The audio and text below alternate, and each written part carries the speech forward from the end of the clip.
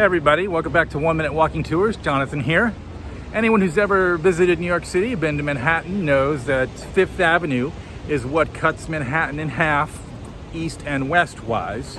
All the streets are numbered past a certain point, and that's Houston, or Houston in New York City. We pronounce that Houston. It's built the same as Houston. Now, in 1811, it was decided under the commissioner's plan that everything above Houston, so that's the lower Old Dutch city, everything above there would be a grid, so the city would be easily planned out. Now, of course, there are exceptions to that. Anyone who's ever been to Manhattan knows the West Village is very difficult to navigate because everything is outside of that grid plan.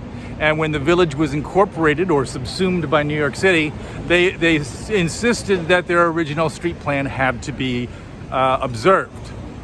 And the streets that are east and west in New York City are not actually aligned east and west. They're aligned to the east and west plan for the grid and for the alignment of Manhattan Island, which is actually like this.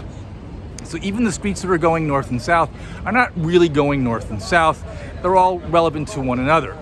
Now, there are a couple of exceptions to the north-south plan.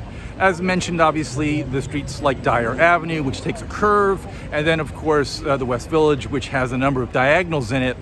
But also here on Stuyvesant and East 10th, I'm gonna cross it,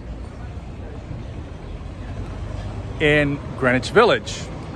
Now, what's interesting about this street is, this is Stuyvesant. You can see where it splits with 10th Avenue, or pardon me, 10th Street. Stuyvesant was one of the original streets to New York City. It was purchased by Peter Stuyvesant for where this part of the city and the street obviously gets its name. A one-legged man who was sent here by the Dutch West India Company, I believe, or the Dutch East India Company, to organize the city. The Dutch really didn't know what to do with New York City. That sounds very strange to us. But they didn't really, so they sent Peter Stuyvesant to organize the city. Everyone apparently was very lazy and drinking a lot and, I don't know, being New Yorkers, I guess. And this originally was a very busy thoroughfare, and right now, it's rather a quaint, nice city here in the village, and it's bordered by a rather busy avenue headed downtown over here.